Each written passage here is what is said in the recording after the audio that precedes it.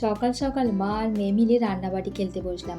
দিদি আসার আগে পর্যন্ত মেয়েকে কিন্তু আমার সঙ্গে এনগেজ রাখতে হয়।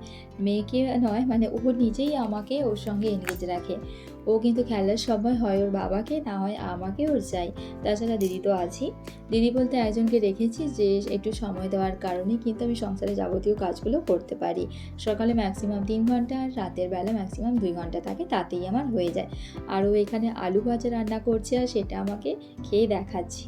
রান্নাঘর থেকে এই থালা আর চামচটা নিয়ে এসছে, তাতেই রান্নাবাটি খেলছে। আজকে আমি তোমাদের সঙ্গে শেয়ার করব মাম্মার দুপুরের লাঞ্চ।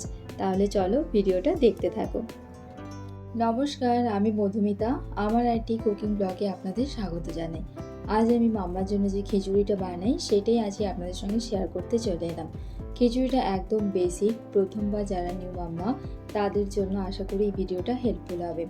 আফটার 6 মান্থ আপনারা আপনাদের বাচ্চাদের এইভাবে খিচুড়ি বানিয়ে খাওয়াতে পারেন। সেক্ষেত্রে বাটার আর লবণটা অ্যাড না করেই দিতে পারেন। তো আমি এখানে খিচুড়ির জন্য যে সবজিগুলো নিয়েছি তার মধ্যে রয়েছে আলু, বাঁধাকপি, বিট, গাজর, কুমড়ো, একটু তরই আর পেঁপে, আর একটু থেতো করে নিয়েছি আদা আর একটু পেঁয়াজের কুচি। মোটামুটি 1 বছর বয়সের পর থেকে ও ঠিকঠাকভাবে ভাত খাওয়া শুরু করেছে। তার আগেও খেতে চাইতো না, ওকে জোর করলেও ভাত খাওয়াতে পারতাম না। 1 বছর বয়সের পর থেকে আমি ওকে এইভাবে খিচুড়িটা বানিয়ে খাওয়াই। তবে আপনাদের বাচ্চারা যদি খায় তাহলে আফটার 6 মান্থের পরে আপনারা ওদের এইভাবে দিতে পারেন। তবে সেক্ষেত্রে বাটার আর লবণটা কিন্তু দেওয়া যাবে না। এরপর আমি এখানে নিচ্ছি ডাল। এখানে আমি 1 চামচের একটু কম মসুরের ডাল আর 1 চামচের একটু কম মুগের ডাল নিয়েছি, আর 1.5 চামচ নিয়েছি বাসমতি রাইস। রোজকার কিন্তু আমরা যে চালে ভাত খাই, মানে বাঁশকাঠি চাল, সেই চালই কিন্তু আমি ওকে খিচুড়িতে দিয়ে থাকি। মাঝে মাঝে একটু ফ্লেভার চেঞ্জ করি।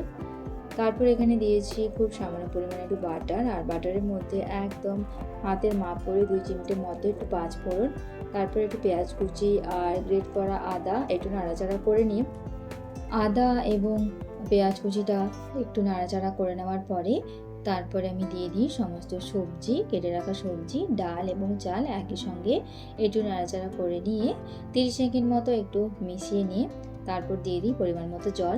আর জলটা এখানে দিয়েছি ছোট বাটির 1 বাটি মতো জল, আর তার সঙ্গে দিয়েছি ছোট চামচের 1/4 চামচ হলুদের গুঁড়ো আর 1/4 চামচ হচ্ছে লবণ।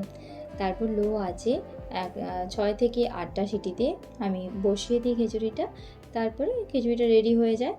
একদম ঠান্ডা করে নিয়ে প্রেসারের ঢাকনাটা খুলে নিই। গরম অবস্থাতে প্রেসারের ঢাকনা খুলি না। 6 থেকে 8টা সিটি পড়ার পরে আমি প্রেসারটাকে নর্মালি রেখে দিই, একদম ঠান্ডা হওয়ার জন্য রেখে দিই।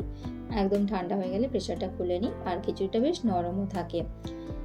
তো এক্ষেত্রে মাম্মা কিন্তু এইভাবে খিচুড়িটা ভীষণ খেতে পছন্দ করে। আর 1 বছর বয়সের আগে ওকে আমি খুব জোর করেও ভাত বা খিচুড়ি খাওয়াতে পারতাম না। বেশিরভাগ ওকে আমাকে লাঞ্চে নেক্সট আমি খাওয়াতে হতো।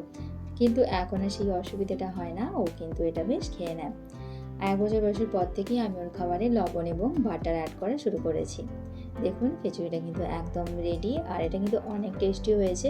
আর এই চালটা কিন্তু আমি রোজকার ওকে বাসমতি রাইস দিই না, আমি একটু ফ্লেভার চেঞ্জ করে খাবার দেওয়ার চেষ্টা করি। আর একদিন ছাড়া ছাড়া ওকে আমি ডিম দিয়ে থাকি। ভিডিওটি ভালো লেগে থাকলে অবশ্যই লাইক শেয়ার করে দিও, আর পেজটিকে ফলো করে নিও।